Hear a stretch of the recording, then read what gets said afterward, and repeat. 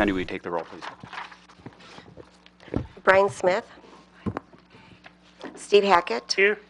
Deb Fensky. Here. Paul Hagan. Here. Alan Keeland. Here. Scott Prochatsky. Here. Dave Shambo. Here. Paul Mayo. Here. John Lockwood. Jillian Peterson. Here.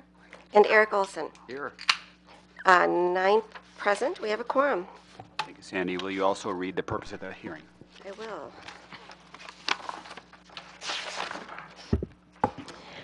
Notice is hereby given that at a regular meeting of the Common Council of the City of Waupaca to be held on the 17th day of December 2013 at 5:55 p.m.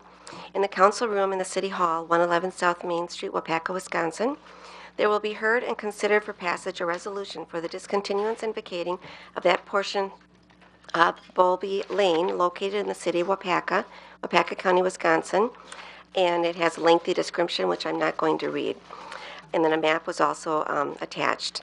Any objection to the proposed vacation and continuance of this portion of Bowlby Lane must be filed in writing with the city clerk prior to the hearing.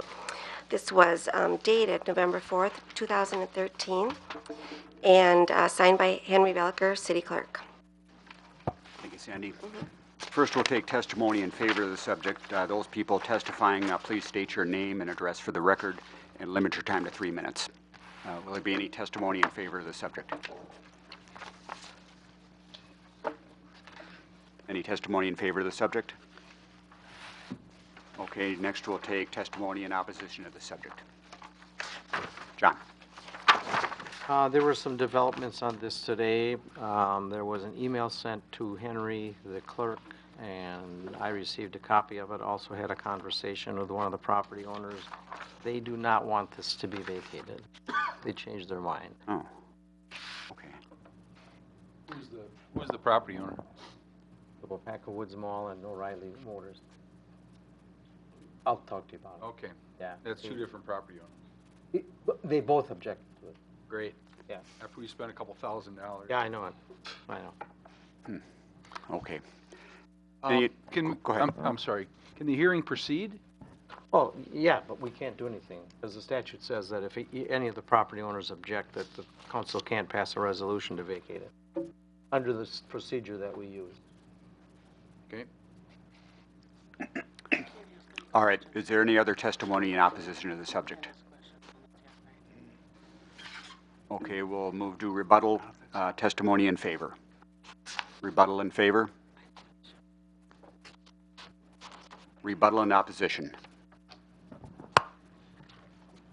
Hearing none, I declare this hearing closed at 6 o'clock. Thank you. I think we'll just jump right into the council meeting. Okay, as you can see, I'm here. I'm substituting for Mayor Smith. He's stuck in Chicago O'Hare Airport on his way home from the Packer game. So as council president, I am standing in for him. And as such, I'll call this meeting to order at 6 p.m. We'll start out with the Youth of the Month, and it's Jessica Allen, who will be introduced by Ms. Erb. If you'd both like to come up here. Good to be back. It's been a couple of years. Is it on? I think it's on. My name is Jennifer Erb, and I teach agri-science and the FFA advisor at Waupaca High School. And since Jim Richmond retired from Waupaca High School, I'm also the career and technical education coordinator. And when Mr. Hackett asked me if I had students to nominate, there are so many good students at Waupaca High School, it is truly hard to select one. But I did that, and her name is Jessica Allen, and her mom and dad are in the back. So I wrote Jessica Allen a recommendation a couple of weeks ago, and this is a portion of it. Jessica is one of the most dedicated FFA members I've ever had the opportunity to work with in my 24 years of teaching at agriculture education. She volunteers for leadership positions, puts in endless hours organizing and implementing events before, during, and after school, as well as encourages other members to become involved in areas of interest. Jessica plans in advance, utilizes her problem-solving skills, and praises FFA members for a job well done. I know that these words that I have typed and spoke are exceedingly complimentary, but that is Jessica Allen. She puts 110% to every task she's ever committed to and is extremely focused on her goals. She is an outstanding and innovative leader at Waupaca High School and throughout our community. As a senior, Jessica is extremely responsible, compassionate, hardworking, loyal, and self-disciplined. She continues to exercise these qualities as a student, community resident, FFA officer, family member, and friend. When I think of Jessica Allen, her high moral standards come to mind. She has a gift to compel others to strive for integrity, sincerity, and honesty. She is grounded in true family values and moral standards. Jessica's family and friends have provided her with the love, guidance, and values to understand the importance of life. She is an energetic member of the Waupaca FFA, the Waupaca Conservation Club, and St. Mark's Church, to list a few. Her work ethic is incredible. At the present time, she works at Nearing Dairy Farm in Waupaca, Cheesy Bob's Blue Cheese House, and Hobson's Farm in Waupaca. Jessica is a servant leader to our community. She serves the FFA area as a FFA chairperson and volunteers for an abundant amount of community programs and projects. She is involved with the Salvation Army, Ruby's Pantry, animal education displays, Miracle Tree, Teacher Breakfast, Kids Against Hunger, and the Iola Car Show dairy promotion sales, to list a few. I'm almost done. Going around the last corner, Jessica has successfully competed in the FFA discussion and opening and closing ceremonies contest. She is a 3-year officer of the Waupaca FFA, and at the present time, she is serving as a student advisor. She has been a national FFA delegate and on the poultry and dairy judging team. Jessica has attended every FFA workshop on the local, state, and national level. I have been blessed to have worked with Jessica for 4 years.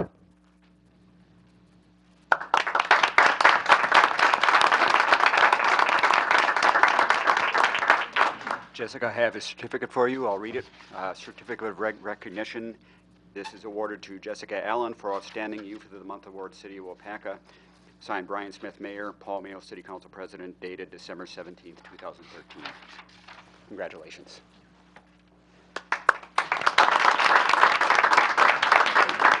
Would you like to lead us in a Pledge of Allegiance? She might have some words to say. Oh, would you like to say something? Would you like to lead us in the pledge, please?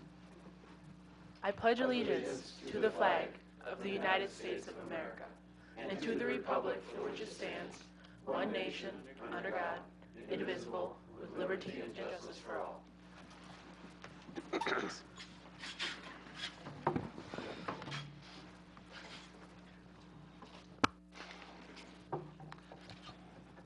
Sandy, will you read the opening meeting statement, please? This meeting and all other meetings of the Common Council are open to the public. Proper notice has been posted and given to the press in accordance with Wisconsin state statutes, so the citizens may be aware of the time, place, and agenda of this meeting. Thanks. And will you also take roll? Steve Hackett. Here. Deb Fensky. Here. Paul Hagan. Here. Alan Keeland. Here. Scott Perchatsky. Here. Dave Shambo. Here. Paul Mayo. Here. John Lockwood. Here. Jillian Peterson. Here. And Eric Olson. Here. 10 present. We have a quorum. Thank you, Sandy. Next up, we have the consent agenda. We would need to approve that. Is there anything on the consent agenda that any council members would like to see moved to the regular agenda? Okay, hearing none, I'd be looking for a motion for approval of the consent agenda. So moved. Second. Moved by Keelan, second by Fensky, that the consent agenda be approved. All those in favor say aye. Aye. Aye. Opposed, no. Motion carries.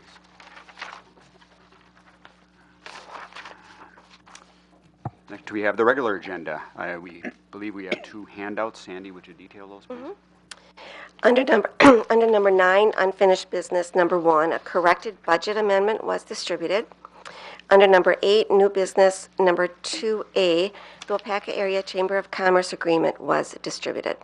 And that's all. Thank you, Sandy. Along with those two handouts, I would need a motion for approval of the regular agenda. So moved. Second. Moved by Prochaski, second by Keelan, that we approve tonight's agenda with the handouts. All those in favor say aye. Aye. Opposed, no. Motion carries. Next, we have announcements. We have none. Which brings us to public input. Public input is input from any of the public or council members on non-agenda items. If there is any, please limit your comments to 5 minutes or less. Anything for public input? All right, then we'll move on to department announcements and reports, and we'll start with City Treasurer Jean Peterson. Thank you. The budgets look good for the end of the year. We still have another payroll to be posted, but it does look good. Everybody's been All right. watching their numbers very well this year. All right, thanks, Jean. Any questions for Jean? All right, Library Director Peg Burrington. Thank you.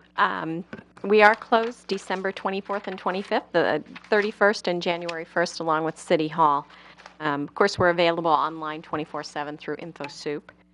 On January 2nd at 1:30, we have an Agatha Christie Miss Marple film, Murder, She Said, so you can join us for that. Our Lunch and Learn, January 14th at 12 p.m. is our African Wilderness Adventure, and we'll be serving a light lunch. We do have our Christmas baskets that are sponsored by the Friends of the Library. Every time an adult checks out, they can actually enter to win one of those baskets. Our children's programs are going to be taking a break. Except for Baby Garden, it continues, and they'll return to regular scheduled program in February.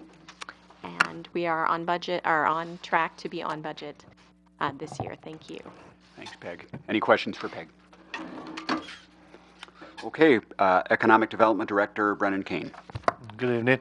Everyone received my monthly report in the packet. I actually wanted to go over something that I handed out this evening to everyone, which would be your schedule for about the next 4 months, starting in January when we start embarking on the strategic plan for economic development. I'm just going to go briefly through the sessions that we have planned, but overall, we're hopeful that in about 4 months to 5 months, we'll actually have a strategic plan for economic development for the city of Waupaca. Please understand that this is a plan that depending on how the sessions go with the individual members and facilitators of each session, things could deviate a little bit. But again, looking through the actual schedule and facilitators that we'll have here, we're excited for the sessions moving forward. Beginning in January, we're going to be really just diving into data for the city of Waupaca, Waupaca County and the region, bringing in David Teal from Waupaca County Economic Development Corporation, Eric Fall from East Central, and also Melissa Hunt, who's a representative for Wisconsin Economic Development Corporation. And we're really just going to bring forward a lot of information and data identifying where the city currently sits in different areas, from workforce development to different trade areas, where we're strong, where we're weak.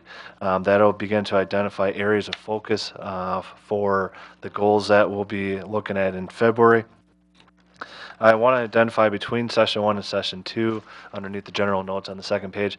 I would be requesting that I have an individual meeting with each council member and also the mayor after session 1. Really want to have about a 1 hour dedicated time with everyone. I'll be sending out a brief questionnaire in early January just to kind of focus ideas and general discussion about economic development, kind of get each individual's perception of where the city of Waupaca is, where we need to focus on. That information that I compile will actually be provided to Mike Colas, who will help facilitate the session 2, which is going to be strictly on a vision statement for economic development in the city of Waupaca, but also the general goals for economic development as well. Within your packet as well, just so we can kind of reference things, I have submitted, I believe I've shown to you guys previously, a sample plan that we are kind of basing our strategic plan off of. It's from the village of Lincolnshire, a community of about similar size in Illinois. You can see that they have about 11 different goals, and then there's action strategies underneath it about different items that, whether it's going to be the community development department or other agencies, the Chamber of Commerce as an example, would be embarking on to achieve the overall goal. As the council, you guys are the policy makers, and that's what we're going to base this off of. The action strategies, I'm looking to actually engage a work group with several economic development partnerships and business leaders within the community to actually develop and strategize different ideas to actually achieve the goals that the council sets forth. Those action strategies would be brought back through the overall process for council adoption at the end of it. Session 3, which will be in March, is really going to be gearing on the partnerships and the backbone for successful economic development. I am your local representative and employee here at the city, but I do have a whole host of individuals that are behind me, whether it's Dave Teal from Waupaca County, other representatives within the New North group, also members from Wisconsin Economic Development Corporation. So we're going to bring those representatives in and kind of have a question and answer session with them and get an understanding that although I am your local representative, we do have a lot of people on the outside that's also helping us as well with getting more development within our community. An example would be they're located in Wisconsin. Once the city has all the properties up on that website, when an RFP does come out, that information does get filtered through the available sites on there. So having those initiatives and goals set forward on more of a regional level does help the city of Waupaca as well. And then session 4, I'm going to be identifying the draft plan and presenting it to the city council for consideration. But that will not be the final adoption time. I do want to reach out to the public and actually have a couple of work sessions and work groups with other business leaders to make sure that everyone is kind of together as a team moving forward on this planning process. So that is the overall strategy that we're looking for the next several months moving forward. So I would be looking in email boxes within the next couple of weeks for additional information to come. Does anyone have any questions? Any questions for Brennan? All right, thanks, Brennan. John Edelbeck, Public Works Director.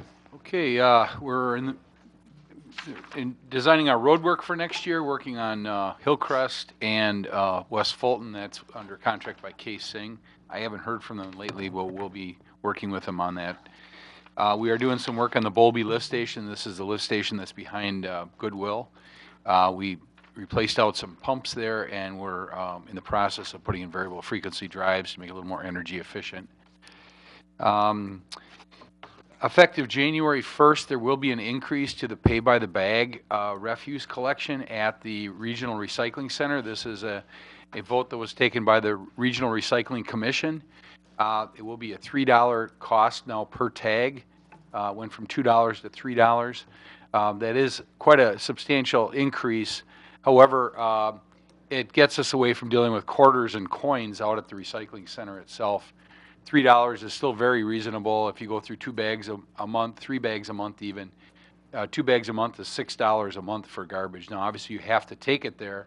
You can recycle your other materials for free, but it's still very reasonable. Again, it's an option. People don't have to utilize it if they don't want to, if they feel that price isn't appropriate. So that will go up January 1st. We work with True Value. We work with Pick and Save, Piggly Wiggly. They sell them directly at City Hall and as well at Park and Rec.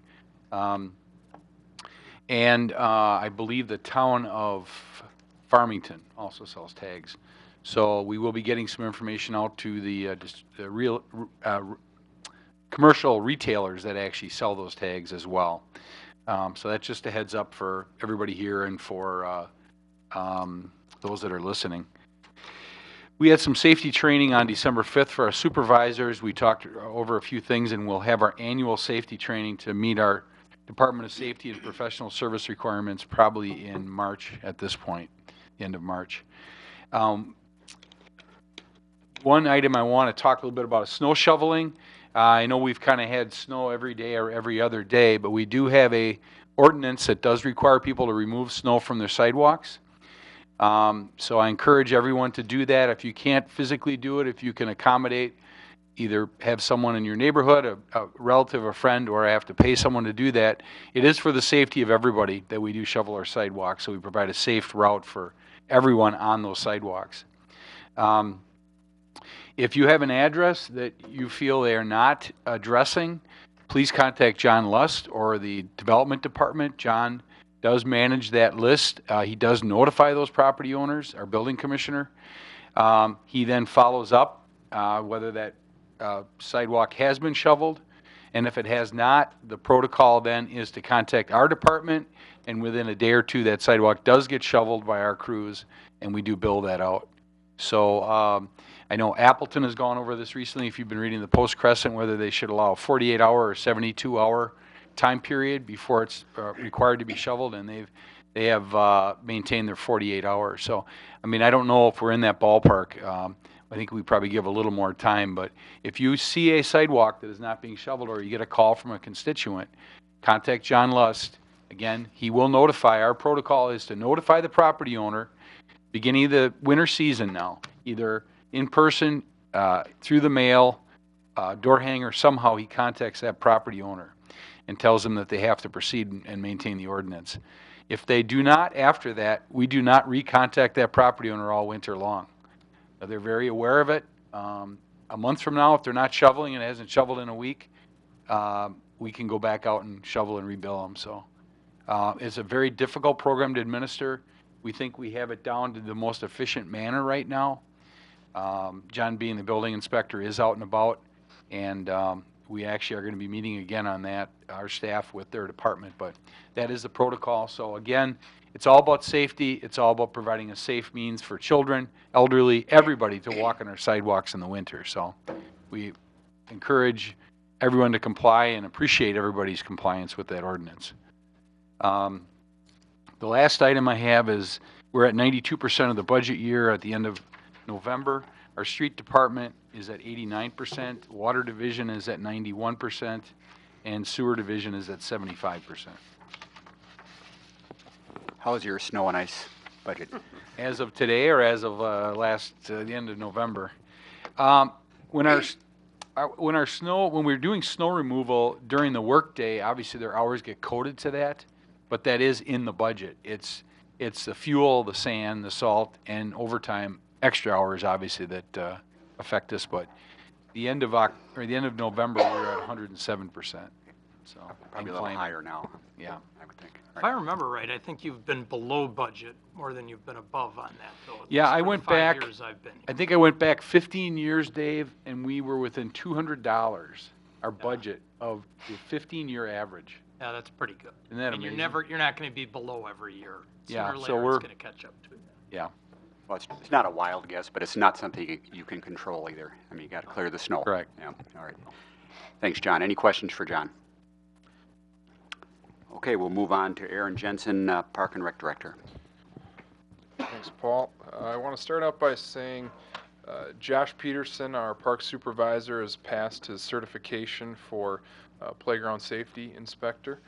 It's a national certification, so he did a great job to pass that. It's a pretty intense 3-day course, and a lot of people do not pass it their first time, so congratulations to him on that.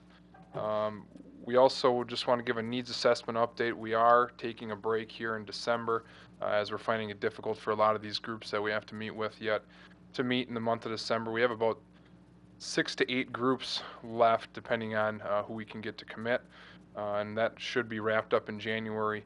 The city council is obviously one we would like to meet with, and I will be communicating with you guys via email on what works best for you guys. South Park, I do want to give an update on, John touched on some of his road work.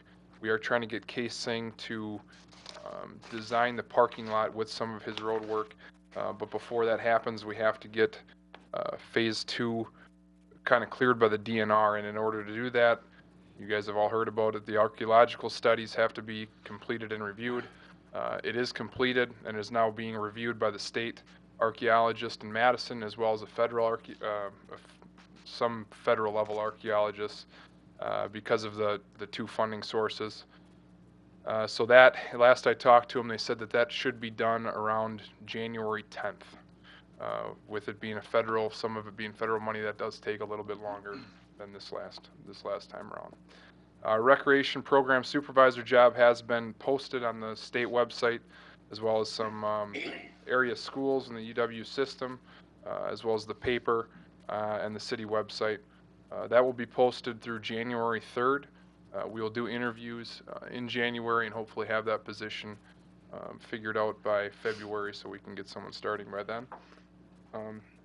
We are having some discussions with the schools on a couple different items.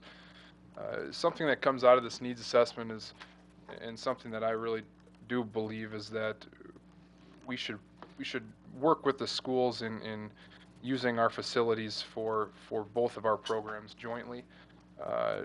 So a discussion we're having right now is a discussion of soccer facilities. Everyone knows the chain school out there.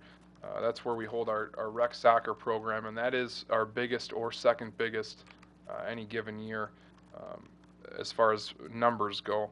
And no, it seems to be it's a year-to-year thing as far as what's going to happen with that chain school. So we kind of have to be prepared on what we're going to do if that chain school ever does get sold or whatever happens to it.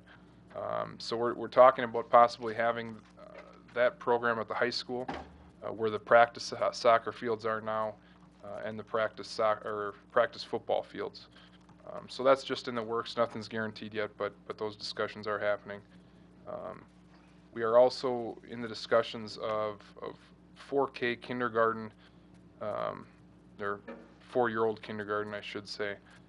The school district looks like they're going to try to start that here, possibly in September, and they've identified the rec center as a possible classroom site. And I will be working with a group in the community over the next few months trying to plan that.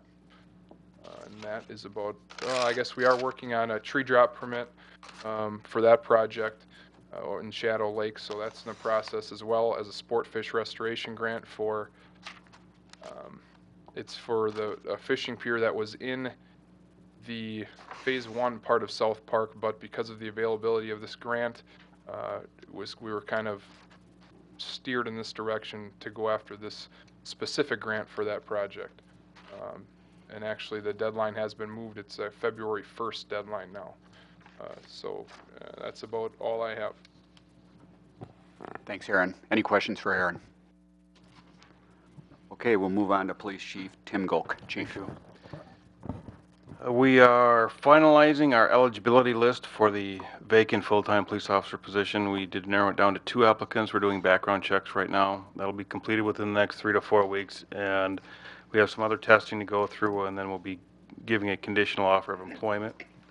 Budget-wise, as John said, at 92% of the budget year, we're just slightly over 85%. Also, the commission approved transitioning our current duty weapons, which are Berettas. We're going to transition to the new Glocks, which is a law enforcement handgun, and we'll be purchasing those and going into training over the next 2 months, and then we'll be getting rid of the Berettas. That's all I have. Okay, thanks, Chief. Any questions for the Chief? All right, City Administrator Clerk Henry Veliker. Thank you, sir. I guess, Chief, you might have seen the League of Municipalities e-newsletter, but the Pedal Tavern law was passed. So we may, yeah, it did go fast. So there might be a need to bring something forward. I'm sure Chief will probably want to talk to you about that in the coming month or so. Most of the things that I want to report on were in my in the packet. One thing I didn't speak too much about is the fact that staff is currently developing a 5-year capital plan, and we've been working internally to finalize that and get that to you. So at the January 21st meeting, you'll get to kick the tires on that one for the first time and have questions, a conversation with the staff, and then I think the idea is then to bring Brad Vagut in. We were going to try to get him on the 21st, but he can't make it. If you remember our last meeting, he is available on February 4th, and then we'll bring him in and discuss the capital plan and capital financing and marry all that up, and then wherever that takes us from there. But expect that schedule. So you won't hear anything about the Public Works facility until 21st of January, unless something comes forward that John wants to brief you on. But I don't think at this point staff is planning to do anything with that project or any other capital project until the 21st. Okay. Finally, as everyone else has reported, we're at 92% of the budget year. And my area of responsibility, we're at about 79, a little over 79% of the budget. Thank you. Okay, thanks, Henry. Any questions for Henry? Okay, we'll move on to new business. First up is a health coach proposal by ThedaCare at Work. Some details were included in our packets on this. In the audience, we have Paulie Elrod, who is available to possibly give us some more details on this and answer some questions we have.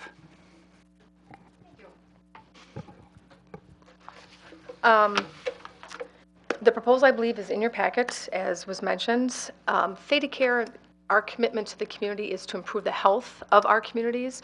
And so one of the programs that we have been offering to many employers, from manufacturing to school districts to all different types of organizations, is our personal health program. And what that involves is having an on-site health coach and helping employees work on improving their behaviors and their lifestyles. And there is a direct correlation. Dee Eddington from University of Michigan has done a lot of research in that area, as well as there's a HERO study with the higher risk factors that we have, the more expensive they are from a health insurance aspect. So ThedaCare has taken the lead, and many employers have been also doing that as well, is incorporating the personal health program so that a health coach can be working with people individually, one-on-one. They can be working in a group setting, but really working with an organization to create a culture of wellness, which the city has been doing. The biggest piece is everybody is busy, and they don't have people that are dedicated to be able to spend time on this. And this is our area of expertise when we have the health coach on site. So that's just a little bit of a summary of the personal health program. We are doing it for, like I said, school districts. Within ThedaCare, we're seeing as these programs get going and the effectiveness and the incentives that are in place, many organizations, ThedaCare as well, has been flatlining from a premium increase. It's not a guarantee, but again, as we start to change behaviors, improve health, there's that direct correlation of decreased healthcare expenditures. And in the proposal, on page 3, when I was referring to Dee Eddington, the more risk factors that we have, the more expensive they are on the insurance, or the more expensive they are to themselves as well, and more out of pocket. The fewer health risk factors that they have, the cheaper their health care is. It makes sense, but they've done the research to support that. Are there any questions? I have one. Okay. I'm looking at the hours and the weeks and the cost. I'm assuming there's more to this program from your point of view than 4 hours a week for 48 weeks and $13,500. Works out to about $70 an hour. Yep. There's not just the health coach that's included in that. It is a full-blown program, so you'll have access, one, to myself. There's an on-site coordinator that works with all of our health coaches, pooling different ideas. When they come together on a monthly basis, they're sharing ideas so that they can use that in the other organizations they have. A lot of it is, some things work very well in one organization, some things work well in a different organization, and trying that out. So there are multiple resources and multiple people that are part of that, just besides the health coach. So there are different programs that go along with that. So if we wanted to run, and I had an assumptions page as well, if we want to run, say, a diet-free program, the health coach will run that. We've done that with all of our organizations that have the personal health coach on site, have had great success with that. But all of the programs don't cost you anything extra. It is just part of the program. So we're also able to track people from a health perspective. So when they've taken their health risk assessment, we call it a personal health assessment. When they come in to meet with a health coach, we're able to pull up how we track everything is through their medical record through Epic with ThedaCare. we're doing many things of identifying where they're motivated, where they want to make changes. If they have not seen their provider in a while, we want to get them connected. If there's emotional things going on, we're getting them hooked up with your employee assistance program. So it's very multifaceted. It's one-on-one, it's group, but we're pulling all the resources that Theta Care has to be able to offer. If it's challenges, again, it's all included in the price. We don't nickel and dime you for the different programs that we bring to the table. It's all included with the program. Okay, thanks. Mhm. Any other questions? All right, would somebody like to make a motion on this?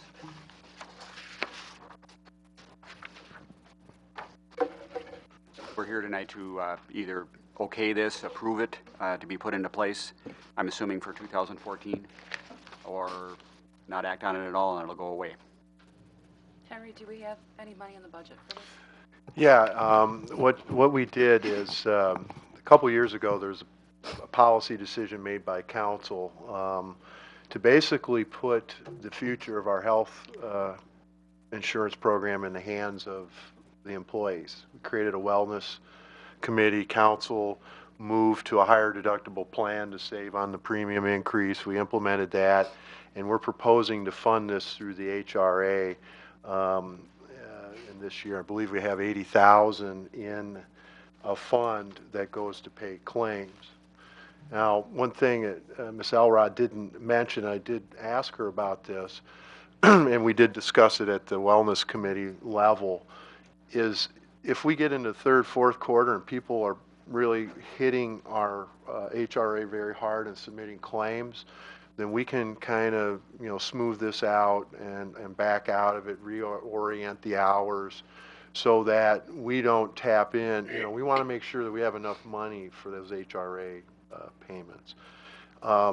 Year to date right now, we've had a very good year, but that doesn't mean next year will be the same. But this year we are only at 46% utilization, where we budgeted 87,000 in HRA and we've spent 40,000 in claims. So I'm comfortable proceeding now, knowing those numbers, but we'll have to track them. And I would say when we get at about the 6-month level, we're going to want to look and see how those claims utilization's working to make sure that we have the money to pay those claims. I worked with a company, previous employer, who had a health coach, and very beneficial. A lot of people use them. The more we got into it, the more people were going to them with different things. I think this is a great idea. You want a motion? Sure. I would move for approval of the health coach proposal, Theta Care at Work. I'll second. Moved by Fensky, second by Keeland, that the city hire an on-site personal health coach from Theta Care at Work for 4 hours per week, 48 weeks per year, at a cost not to exceed $13,520 for city employees and their spouses. Any further discussion? I have a question. Yes, Paul. We're spending $13,520. What can we realistically expect to have returned as far as savings? Is there any estimate out there at all? Putting a number on healthier employees? No, putting a number on what this may cost, what we will save, so that we can justify this cost. Part of what we'll do is part of the Wellness Committee, working with the insurance company, which is WIA, we want to take a look at healthcare claims and look at, as what's nice about the personal health program, it's very fluid. So we can take a look and run reports to say, and looking at insurance information, that we have some areas that we really need to all of a sudden start paying attention to. We need to change our focus of what that health coach is working on. So that's what we do with the committee, is really sit down, looking at the claims, looking at what the health coach is working on with the organization. And to be quite honest, this is an investment. Typically, it takes 3 to 5 years to see some type of return. However, we'll be tracking testimonials. There will be reports coming back on a quarterly basis to show what's been going on, as what the health coach is doing, the effect, the impact that it's making. So those are the different things that we're able to generate. There will also be monthly reports that the health coach will provide to the wellness committee. Theta Care is very focused on process improvement. So what we want to make sure is that as we're working through this, that if there's any barriers, if there's anything that's not working, we need to take a look at it, readdress it. Things that are working well, we want to keep that momentum going. We'll be very involved with the wellness committee in looking at that. So we do look and work with the city and taking a look at the insurance as well. Now, you said that you use information from Theta Care. Is that correct, to assist in the health coach? When the people go in, when the employees and their spouses go in for their personal health assessment, the lab work is put into their medical record so that their provider can see that, as well as the health coach will be able to see that lab work and that information. What we're trying to do is put our arms around each person that's coming to work with that health coach to make sure that we've got continuity of care, and that if people are I always use a diabetic as an example. So if they have not had their vision tested in the last year, if they have not had their blood, it's called an A1C, checked in the last 6 months, the goal is to get that health coach to get that employee in to see their provider. So what we're trying to do is make sure that they're in compliance with their health. On their personal health assessment, based on gender, age, it will tell them preventative things that they need to be working on. The health coach can work with that as well. I was just meeting with the school district last week, and many people are saying it's great to have the report delivery, which we do with your group, but then they need that ongoing support. If somebody needs to have their blood pressure checked, it's nice and convenient to be able to do that in the work setting. Where do we spend a majority of our time? Is at work and with people and that camaraderie. Does that address your question? Okay, any other discussion? Oh, sorry. Are we going to be requiring Henry and staff, every employee, to meet with this health coach? I mean, I don't want to. It's hard for me to explain this and rationalize it to my constituents if half of them don't take advantage of it. Is there going to be some guarantee that everyone's going to utilize this to its utmost? Well, I think there's a lot of group activities, and I think, there'll probably be some employees that probably naturally resist approaches. Probably has a little more experience in how that works and how you bring them along. And see, the one thing that we feel is having somebody that's outside the organization, outside the community, can share and have those confidential, maybe personal conversations that us, the people on the committee, we're not going to be able to do that internally. But to your question, I'm sure we might have some resistance. Yeah, every employer is different in how they want to incent people to go in to meet with a health coach. I have some groups that if their score, their biometric score, which is basically their blood, their BMI, those types of results, if they're 70 below, they need to see the health coach, which means they're at high risk. So that's just something that we would need to work with each organization and how they want to go about it. Most groups are saying they want to make it voluntary. But what we do is make sure that we're getting in front of people, if it's going to Public Works, if it's going to the Streets Department, but getting that visibility of that health coach to get in front of employees so that they understand, and that's part of our role. We have a whole implementation plan, a whole promotional campaign. We look at your health risk assessment results, that aggregate data, so that we know where your high-risk areas are. And as a committee, we've worked on it in the past year. But again, it's a time commitment, and so now you have somebody that is their focus, that's their specialty, and we try many different approaches. Some people like the one-on-one, some people like challenges, some people want group setting. Those are the different experiences that we're going to bring to the table to work with people. It might be we want to do a challenge, but in order to do, say, the Biggest Loser, everybody has to come and weigh in with a health coach. That way we get a touch with each person that's going to participate in that program. Is everybody going to want to do that challenge? Not necessarily. Maybe we do something different that we're getting different people in. To Henry's point, you're right. There's just some people we can't bring them to the table to meet with a health coach. Sometimes it takes a life-altering event to get them in to meet with a health coach or an appointment with their doctor. And so our goal is that we will outreach to the people. If there's some type of incentive to meet with the health coach, we certainly can do that. But typically most groups are trying to do some type of, it's just a voluntary option. We do healthy huddles, so we're in the break room in the different areas, getting people engaged. It could be a 10-minute presentation and there's some food there just done. This is an artichoke. How do you handle an artichoke? How do you eat an artichoke? Things of that nature. I mean, just simple things.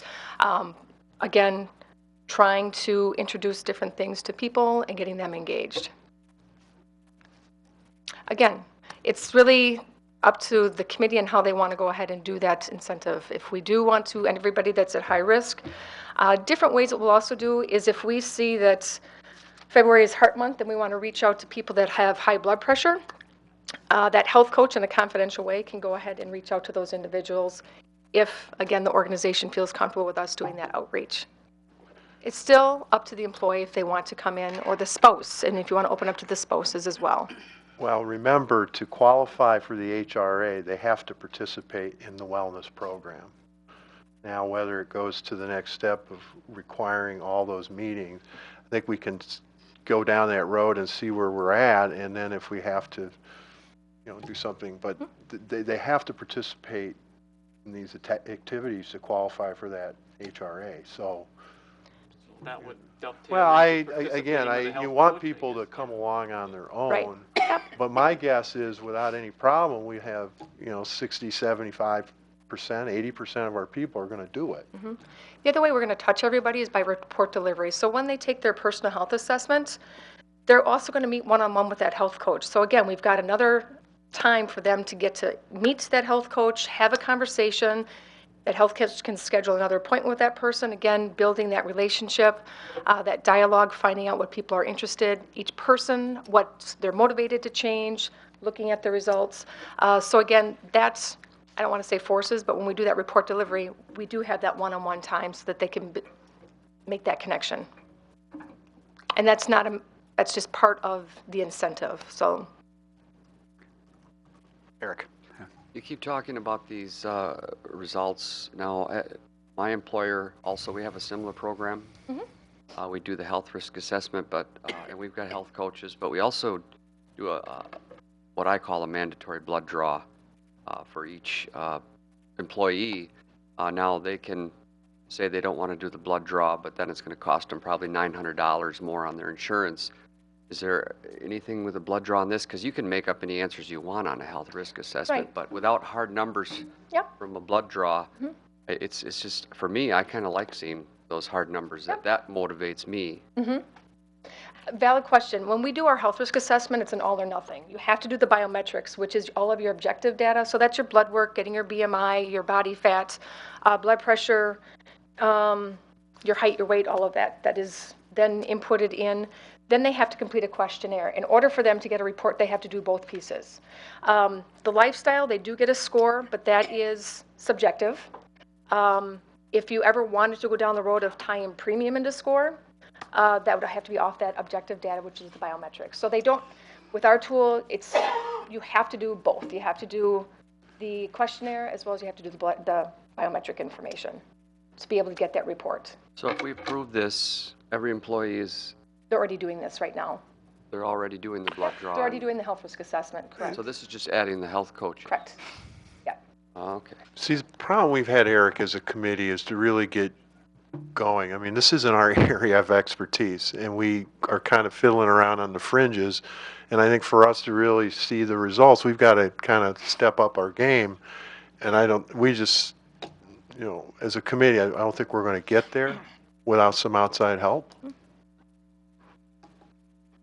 How do the employees feel about this? Do they want the health coaches? I mean, I don't want to pay all this money just for people to say, I don't want to use these health coaches. It just seems like a waste of money. I guess for people that are going to be using them.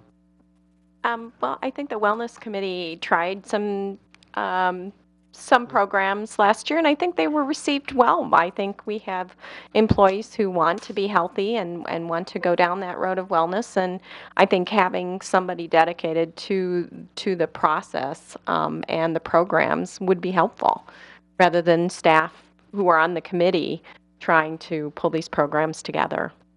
Are they just going to travel from building to building, the police department, and Parks and Rec, or that you just We'll have work that around? out when we go through the whole implementation process. We do that with school districts, and I'll use New London School Districts as a prime example. Shawano School is the same way. What we do is we will go to the different schools based on needs. So maybe those are the things that we would need to talk about. Many times, you know, is it going to be the hub here? But we do want to do those outreach because it's important to get out to all those locations. You know, with 4 hours, that's a small amount of time, but we can alternate every other, you know, each week we could be at a different location. If we need to be 2 hours at, say, Parks and Rec down there, and we need to be 2 hours down here, we can do that. If we need to go to Streets Department, that's the beauty of the program. We need to be flexible. And if we're finding we're just not getting the participation down at the Streets Department, especially this time of the year because they're out plowing snow, doing all of that, we're going to shift. And that's what, like I said, that's the beauty of doing our monthly, we call them Ralphies, to find out what's working, what's not working, what have we learned from this, and how are we going to improve. You know, I think the potential benefit of this is really there, but we don't know. It's the first year we're trying this. I think if during the first year, if we get this, you know, minimal participation, 20, 30, 40%, we can either not do it next year or the next year, or possibly the program can be adjusted based on the percentage of participation, and it won't be as much money. I don't know what the options are for that, but we just don't know the first year. Based on what Peg said, other programs, health programs that they've initiated, that the committee's initiated, they've had a good response from. And so I think there's a good chance we'll get a good response with this too. We do find employees asking for that ongoing piece, and we've tried to do that from a committee standpoint. But again, I met with a school district last week, and that's the problem. Here you have your report delivery, and then we'll see you next year. I mean, you're trying to do some things throughout the course of the year, but to be able to have that health coach that's there on a regular basis to help people, it's very valuable for those individuals. Thank you. Anything else? Okay, Sandy, I'll take a roll call vote. Eric Olson, Aye. Scott Perchatsky, Aye. John Lockwood, Aye. Deb Fensky, Aye. Dave Shambo, No. Steve Hackett, Aye. Alan Keeland, Aye. Jillian Peterson, No. and Paul Hagan. Aye. 7 ayes, 2 noes, and motion carried. Thank you, Sandy. Next, we have the room tax distributions for 2014, and that's me. I'm chair of the room tax committee, and the first item we'll be addressing under that heading is the agreement with the Waupaca Area Chamber of Commerce. They get a significant portion of the room tax money, and that is predetermined by this agreement. I won't go over the whole agreement, but I'll just use an example of what's going to be distributed in 2014. We start out with a gross amount of $135,000 approximately dollars. The city takes 5% of that as an administrative fee, and the chamber is allocated. Actually, Henry, this is the first 5%, correct? Yes, okay. We collect 8% altogether, and it's divided into 5% and then 3%, and they're treated differently as far as the chamber goes. So for the first 5%, the gross amount collected is $135,000. The city takes 5% of that, or $6,700, leaving about $129,000 left over. The chamber gets 50% of that, less $20,000 that goes to the city for tourism promotion. The remainder being $44,000. WAHA gets $25,000 on an annual basis. The city band gets $5,000, and the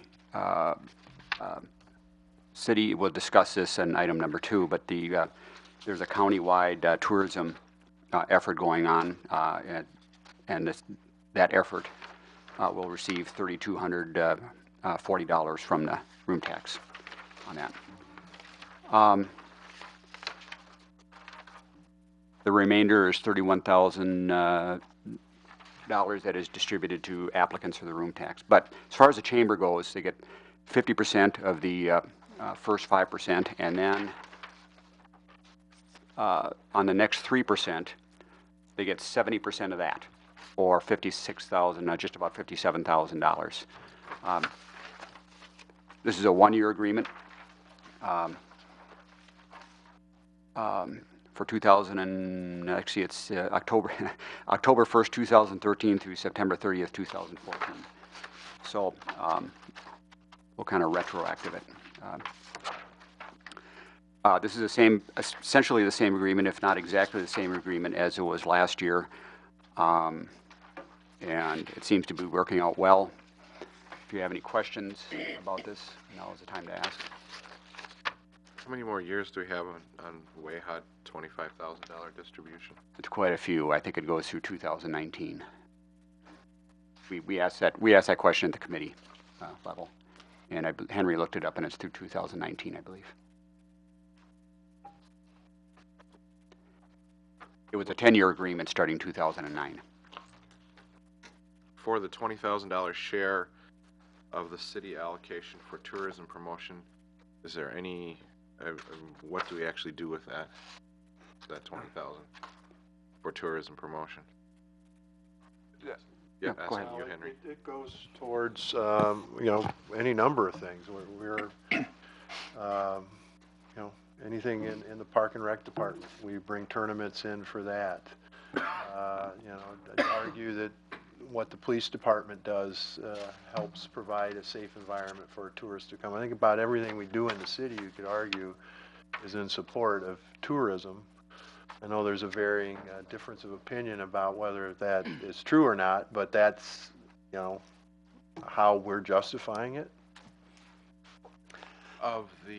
Now I assume that we received this in 2013. Do you have any idea as to what that was used for this past year? What goes into the general coffers. General? We didn't tie it to any one project or anything like that. It just goes to the general treasury. Because remember, we've lost $415,000 of state shared revenue since '09, and we are plugging holes. And this was a way to plug a budget hole when we are in some tough times. I believe this is the third year that we are taking that cut. You could also argue that clean streets, well-lit streets, in addition to parks that Henry mentioned, it's all good for tourism, and the city does participate in that effort. They just do, by the very nature of our duties. And you do spend more money on police and some of these other things for some of these events. I mean, I think that's a legitimate expense. Yep.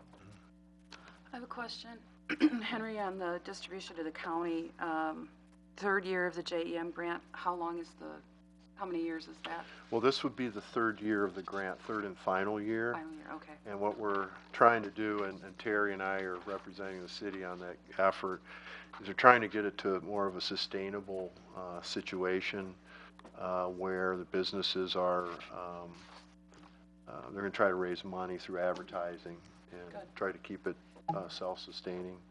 Again, I'm not sure where we'll be next year on it, but this will fund the match for the grant for this year. Okay. And all we the may not municipalities. Have to do this Very possible, yeah. Okay. That was the item I wondered about also, because from what I read in the packet, the Historical Society and the Arts and somebody else got a little bit less than they requested because we're funding the 3240 for this the county thing. I guess that'd be the one thing that, as I read through it, I guess I'm not so sure. I wouldn't rather give the extra money to those other groups. I agree, Dave.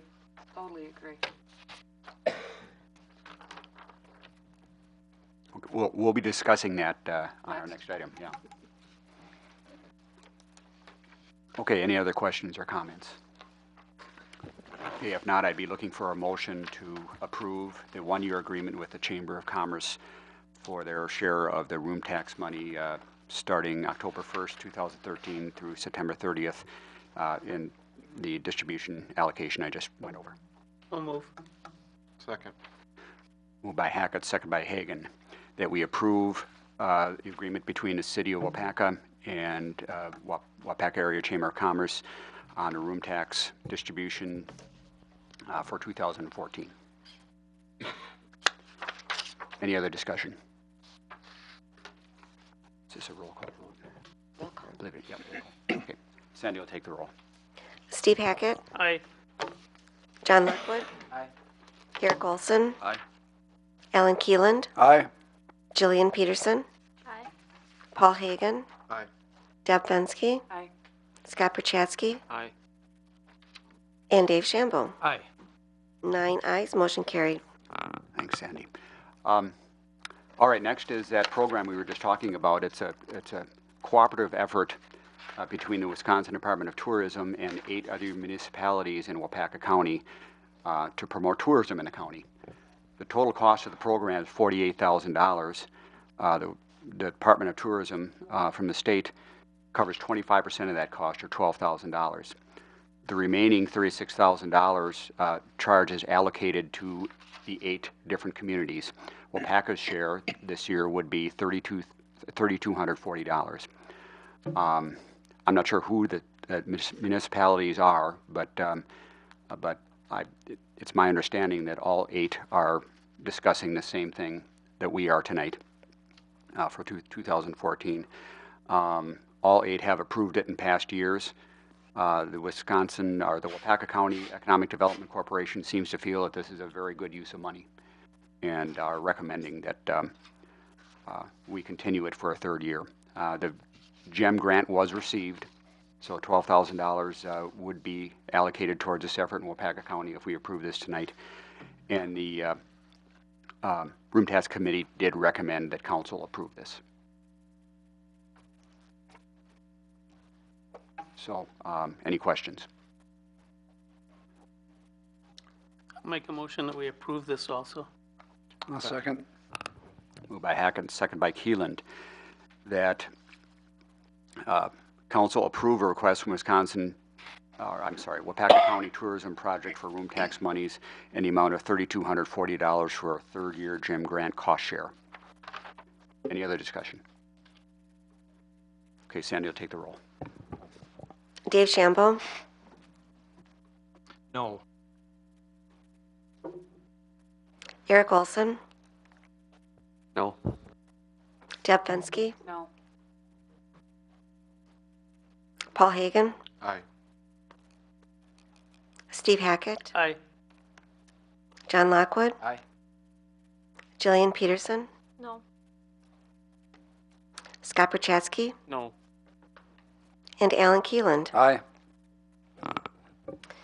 I have 4 ayes and 5 noes. Motion denied.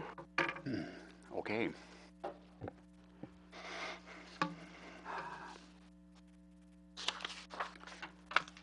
All right, next we have the approximately $31,000 that I mentioned before that is available for distribution. Apparently we have more than that now. So it'd be the 31,000 plus the 3,240 that we just withheld from the county tourism project. I think what I'll do is I'll just proceed asking for approval of the amounts that were allocated by the committee.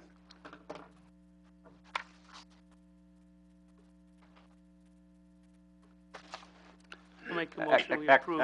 Actually, no, I'm not going to do that. With the addition of the $3,240, I think that we exceed the amounts that were requested. So what I would like to do is just ask for approval of the amounts that they requested, and we'll allocate this money to the applicants rather than just keep it in the bank or wherever. So the organizations that made application were the Waupaca Historical Society. They requested $8,000. Arts on the Square by the Waupaca Community Arts Board requested $6,000, and Waupaca Curling Club requested $20,000 for a total of $34,000, and we have a little bit left over after that, a couple $100. They all received, or I should say, they all submitted detailed applications, very good information in them. These organizations have requested monies in the past, have made very good use of it with either ongoing operations or very, very good events held here in town. And the committee unanimously recommended council distribute available monies to them. So with that, are there any questions? Paul, I'm just going to make a comment that I'm going to vote against that. Because this tourism project, we've been in this is the third year of the project. We've taken money from the state. We've worked with all the other communities in the past 2 years, and this is the third year. If we withdraw, that's really putting the other communities out to dry. And so therefore, I'm going to vote against it whatever. Oh, okay. I'm not sure that we can back out of the vote that we just took. I mean, it's a done deal.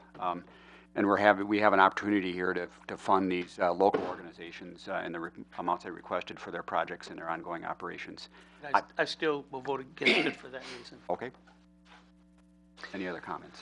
What happens to the overage then? We'll just have it in I don't know where it sits, but it'll be kind of in a reserve account. It's not very much money. It's $200 or $300. Right. Yeah. Since the room tax committee approved lower amounts, wouldn't we'd have to have a motion to approve adjusted amounts, would we not? I don't know. I mean, my recollection is that the committee's recommendation was to distribute all available monies to the group. And at the time of the recommendation, the assumption was the available money was $31,155. Now with the vote we just took on the previous agenda item, that amount has gone up by $3,000. So I'm not sure how to. Again, my thought was just let's vote on their requested amounts since they're less than the amount available. Procedurally, you may be right. I'm not sure. We can override them. I don't think it's just. I'm just saying in the motion, you should have the higher amounts in the motion versus just approving what the room tax committee suggests. That's what I'm suggesting too. Okay. Okay, so we need a motion to fund $34,000 for these three groups, correct? Correct. Yep. I'll make a motion that we fund the $34,000 to the Waupaca Historical Society, the Curling Club, and the Community Arts Board, Arts on the Square. Second. Moved by Shambo, second by Fensky, that we award room tax monies collected as follows. Waupaca Historical Society, $8,000. Waupaca Community Arts Board, Arts on the Square, $6,000. And Waupaca Curling Club, $20,000 for a total of $34,000. Any more discussion? I have a question. Yep. Kind of going back to that GEM grant. Did we commit to the 3 years? Are there some kind of consequences now that do we have to come up with that money from somewhere else, or do we know that, Henry? That was a year-to-year grant. I would say that there wasn't a 3-year commitment. I think there was going in kind of an idea that we were going to work together for a period of time and leverage as much grant money as we can. Tourism is the third largest industry in this county, and we're just trying to work as governments to be more coordinated in our efforts. And this doesn't reflect very well, but it's the vote that you took, and it's going to stick. But everybody else is involved in this consortium, and we're not now. Now maybe that's fine, that's a policy decision, but I don't think it is putting us in any danger of a grant agreement, because the grant agreement's with the county. Okay, very good. Okay. Any other discussion? I think I'm with Steve here as far as I think it's a mistake to not fund this GEM grant, because I've been involved in consortium marketing committees, and you get a huge bang for your buck when you work together. So I understand. I'm not happy about it either, but let's not leave these organizations out to dry. This is money they need for their operations and for their special events. And the two topics are really unrelated. I can see how we're relating them. I understand that. Related. I can see how we can view them as being related, but it has nothing to do with these organizations. Well, I think there's always a possibility to come back later, and the folks that voted not to be involved, there's there's got to be more information provided to you so you feel comfortable in voting for it. So I think that's probably the way I would give it back to the county folks, is that you're going to have to come forward and explain a little more what you're doing. And I would like to but see- perhaps sorry. we could get some funding in future room tax, because we collect it monthly, if you feel you want to do it. But again, I think the vote is cast, and there's not much you can do about it. I guess. Henry, if any of the people who voted in the negative wish to reconsider the vote, they can bring that back. They can bring that back if they wish. Meeting. No, at this meeting. Yeah, if we vote for the 34,000 at this meeting, money's there are no gone. funds Money's gone, left. Yeah. I would like to see what has Waupaca County Tourism Project done for the city of Waupaca over the last 3 years. I mean, I'm not against voting for the monies that have been, redoing mine to lower it to whatever this amount is, to give the people time to come back here and tell us what it is exactly they're doing with the money. And then if we're not satisfied with what they're doing, then we'd advance the rest of these monies to the 3 groups. I mean, I wouldn't be against doing that. I think that would be very gracious of you, Alderman Shambo, But that because might be the way to I do it. think it's a real black eye for us not to participate. Now, we're kind of the big brother that's done well, and our tourism marketing's way ahead of all the others. And you could make, it's easy to make the argument we don't need them, but I think there's some value of working together, and we've been at that table. I'd like the opportunity to do just that if you're agreeable, because you just need more information, I think, to feel comfortable about it. I'd be willing to change my motion to lower it to the amount that these 3 groups have within this paperwork. Then if we have these marketing people come and we're not satisfied, we could, I would imagine, then stay with the no vote and advance these extra monies to these 3 groups. Or we could decide to do it if we were satisfied that we thought it was worth doing. Could we also have representatives, I know he's here already, from the chamber at that meeting? I guess what I would like to see, we've got a very active chamber, we've got a very active city. Both are doing things to bring in tourism. What more? What has our chamber and our city not thought of? What could we possibly come up with more that this group in the county is going to help us with? Is it worth the $9,000 plus over the last 3 years? Have we gotten that return from that committee? Not the chamber, not the city. That committee. I want to know what they're doing. Debbie, I don't mind you using figures, but use them properly.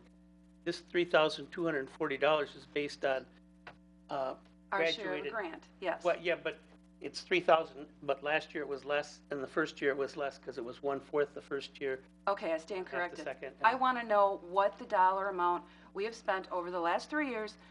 Have we gotten a bang for our buck? What have they done that the chamber has not and the city has not? What is it? Okay, Dave amended his motion. Who seconded? Did I? Deb did, Yeah. yeah. Okay. You did. Okay. Okay, so now the motion is awarding room tax monies to these organizations in the following manner. Waupaca Historical Society, $7,328. Waupaca Curling Club, $18,320. And Waupaca Community Arts Board, Arts on the Square, $5,496. Any further discussion? All right, Sandy will take the roll. Did we have a motion and a second on that? Yeah. John Lockwood, Aye. Jillian Peterson, Aye. Steve Hackett, Aye. Dave Shambo, Aye. Eric Olson, Aye. Scott Perchatsky, Aye. Paul Hagan, Aye. Deb Fensky, Aye. and Alan Keeland. Aye. 9 ayes, motion carried. Okay, next we have some revisions to the library job descriptions, which I think we'll be turning that over to Peg. Just a second. If you are going to reconsider that motion that was denied, someone better make a motion this evening to reconsider it. It doesn't have to be taken up, but someone has to make the motion tonight. You can't do it next week. Oh. Make a motion to reconsider and vote on that motion. That motion has to be brought by someone who voted no tonight. How about the That second? should be done tonight. Then if you're going to reconsider it, you can put it on next week's agenda and get the information these people are interested in. Okay. All right. Okay, so you need a motion from me saying that, To reconsider the previous motion.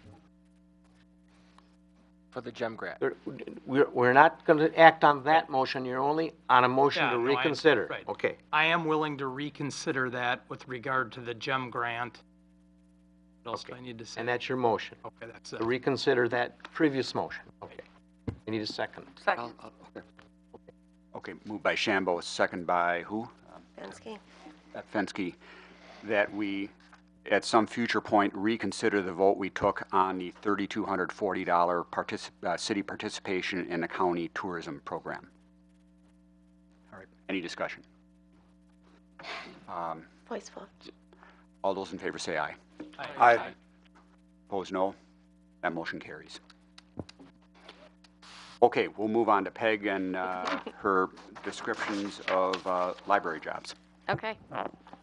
Our goal for this project was to align the job with the work actually being done, and these are all part-time employees, and per council vote, they are less than 30 hours per week.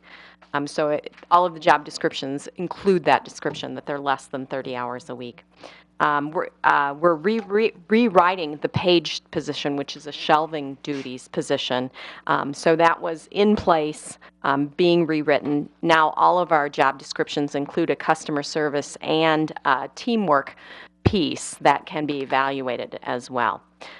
So the page position is renamed, is not being renamed, but being rewritten. The teen assistant is a rewrite of an existing teen library assistant position.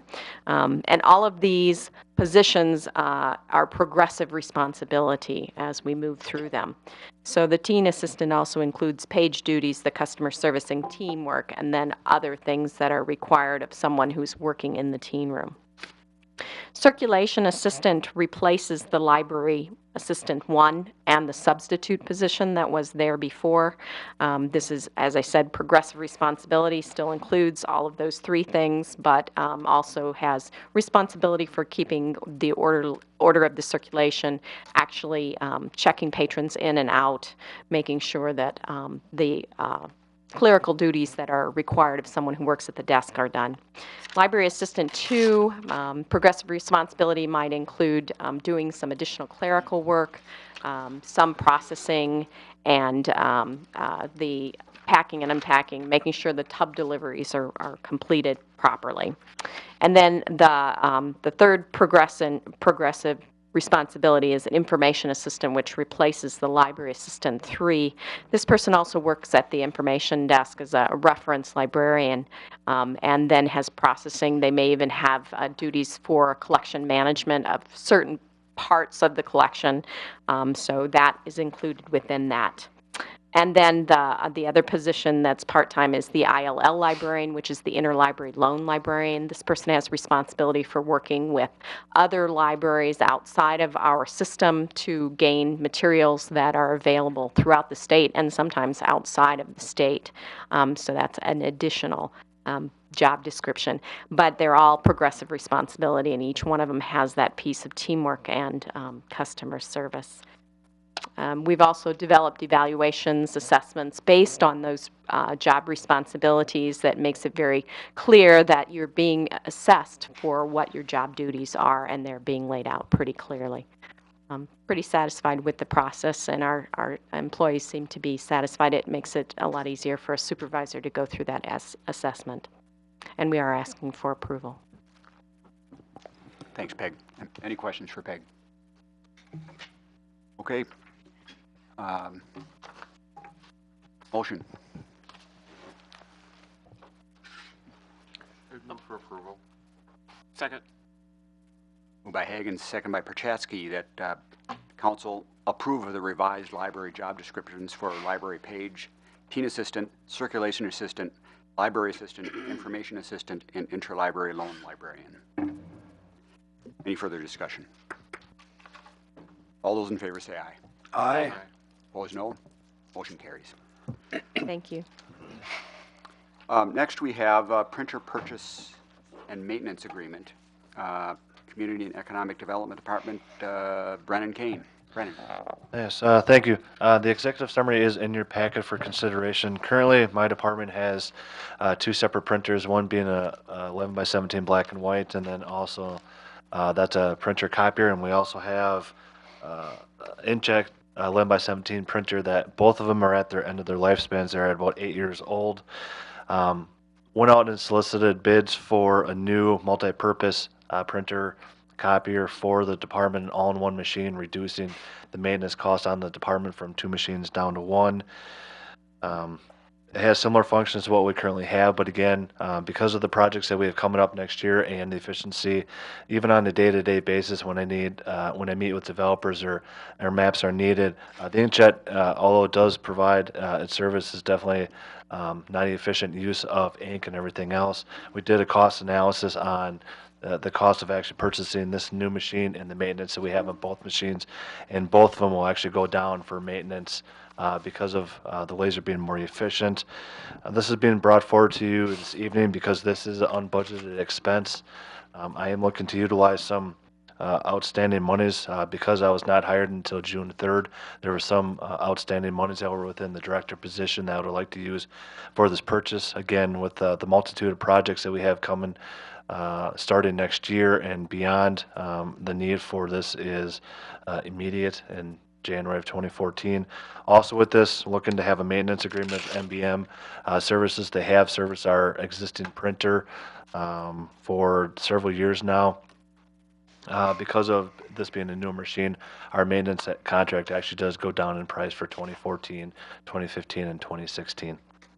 The cost would not exceed $5,905 for the purchase. I did do an analysis with a lease, and we are saving over $1,600 by purchasing it outright this year.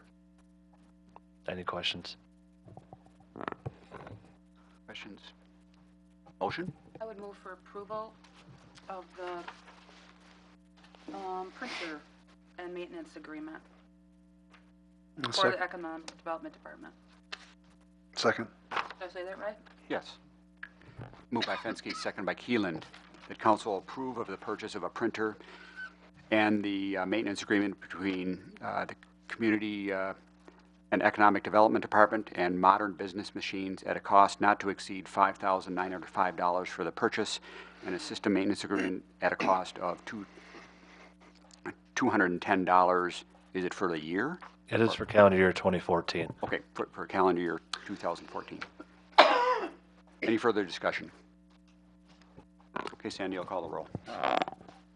Jillian Peterson. Aye. Deb Fensky. Aye. Dave Shambo. Aye. John Lockwood. Aye. Steve Hackett. Aye. Scott Perchatsky. Aye. Alan Keeland. Aye. Paul Hagan. Aye. And Eric Olson. Aye. 9 ayes, motion carried. Thank you. Thank you, Brandon. Next, we have Swan Park Playground wood chip surface. Aaron Jensen. Thanks, Paul. Our current playground at Swan Park, is by far the most highly used playground in our park system. It's currently, I don't know if anyone's noticed, but this has been brought up by several park board members, and I should say 2 park board members. It is about 6 inches low, the wood chips. As stated in my memo, the decay of the wood chips have basically made it a liability. We do have 10-foot decks on that system. The required amount of depth of wood chips is 9 inches. Like I said, we're currently at 6. The recommended is 12 inches, just because it absorbs that fall from a 10-foot deck. Along with that, there's also a trip hazard. We would like all of our playgrounds to be even with the border, which out there is a plastic tie. And right now you would have to take a big step out of the playground area or into it. And I'm basically proposing that we use $2,400 out of this year's a line item from the recreation coordinator position, which has over $27,000 left in it, for purchase of the wood chip cover that would cover what we need at Swan Park. The reason we do have other areas and other playgrounds that also need some surfacing as well, but this is a larger area. We would not feel comfortable doing this along with the others in our operations next year. So if we could get this covered from this year's budget, and then we feel confident we can take care of the rest in next year's operations. I'll make a motion, we spend $2,400 out of this year's budget to replace the wood chips or add to them at the Swan Park Playground. Second? Moved by Shambo, second by Lockwood, that we reallocate, is it 23 or 2,400? I have 2,300 I down have 23 on mine too. here. Yeah, It's 23. Sorry if I said I amended to 24. 23. okay, all right. The amended motion by Shambo and seconded by Lockwood is council approving the reallocation of $2,300 from the 2013 budget to add 6 inches of wood chips to the Swan Park Playground to be purchased from Fulks Brothers. Any further discussion? Sandy will call the roll. Paul Hagan. Aye. John Lockwood. Aye. Deb Fensky. Aye. Scott Perchatsky. Aye. Jillian Peterson. Aye. Dave Shambo. Aye. Eric Olson. Aye. Steve Hackett. Aye. And Alan Keeland. Aye. 9 ayes, motion carried. Thank you. I forgot to ask a question. Go I'm ahead. sorry, after the vote. Did you consider using the chopped up tires that, those are really, we've got those at our house, it's phenomenal. Yeah, we have, those would be nice. Unfortunately, they are about 5 times the cost. So, but yeah. Next, we have license report number 1205, operator's license, Robin Swenson. Chief Gok. There's nothing in your packet on this. I'd ask that it be pulled off the consent agenda, primarily because there's a discrepancy in the name on the application. The signature does not match the applicant's name because a couple different people filled it out. It might seem insignificant. It's her real name is spelled with S-E-N. The application was S-O-N. However, that now creates 2 different people. There's another person with that S-O-N name with that birth date. So we really can't approve it. I'm not asking that it be denied because we're going to have her refile the application correctly. If you deny it, she has to wait 6 months by ordinance. So I guess I'm asking if we just ignore it. Don't take any action on it, if that's possible. I don't know. We can move. Haven't we already moved on or voted on the consent agenda? This is off. this It's wasn't. not on the Oh. consent agenda. No. It's on the regular agenda. I'd move to table license report 1205, operator's license. Second. Moved by Hagan, second by Lockwood, that we table license report number 1205, operator's license, Robin Swenson. Any further discussion? All those in favor say aye. Aye. Opposed, no. Motion carries. All right. Next, we have the council appointment of election inspectors for 2014 and 2015. That lengthy list is in our packets. I don't know that we need to read the names off. No. Okay, we've all reviewed it. Any questions or any discussion? Motion? Make a motion, we approve the the election inspectors for 2014, 2015. Second. Brennan. Moved by Hackett, second by Keeland, that council appoint the city's election inspectors for 2014, 2015, based on the list included in our packets. Any further discussion? All those in favor say aye. Aye. Opposed, no. Motion carries. Number 8, Development Director Brennan Kane, regular full-time employee status, as recommended by City Administrator Henry Velliker. Henry. Thank you. There is a memo in the packet. The essence of it is Brennan has served his 6-month probation in accordance with our handbook. He was evaluated, and I'm bringing forward a recommendation that his status move from probationary to regular full-time. At risk of embarrassing him a little bit, I think he's done very well in transitioning. He's made a commitment to our community, and as somebody that sat on 3 individual interview panels, that was a huge hurdle for a lot of our candidates, and for someone to come from outside our community and make that commitment, that says a lot. We're, I think, on a couple projects that he's been the lead on, I think they've come to nice conclusions. And those are the Schmidt boat docks and the Midwest compressor projects. And I don't want to speak for him, but I know that we've worked a lot on this strategy, development strategy, economic development strategic plan, and trying to put together a process where you guys are in the driver's seat where you need to be, setting the policy and giving us some broad goals and, you know, helping us put those objectives together. And I think we're looking forward to getting going on that. I know it's going to be a little work on your part and a few extra meetings, but I think once we get that in place, I think it's going to give us a really good roadmap, and then you can, you know, hold a staff accountable on achieving the objectives and that kind of thing. So I don't hesitate to bring the recommendation forward to make him a regular full-time employee. Thanks, Henry. Any questions for Henry or Brennan? Okay, would somebody like to make a motion? I move for approval. Second. Moved by Fensky, second by Lockwood, that council designate Development Director Brennan Kane as a regular full-time employee, effective immediately. Any further discussion? All those in favor say aye. Aye. Opposed, no. Motion carries. Congratulations, Brennan. Next, we'll move on to unfinished business. We need to reallocate some budget to pay for a city hall phone system upgrade previously approved by council. This is something that we approved in August, I believe, and now with the understanding that the budget would be reallocated, and now is that time to do it. Jean, would you like to add some detail? Department heads went through their budgets and found light items that they could move over to this account. Didn't do it before because there was some issue if the upgrade could still happen, if it was still compatible, and it is, and they're doing it this week, so we'll reallocate all the funds to the IT department so that they that. How much money was this, Jean?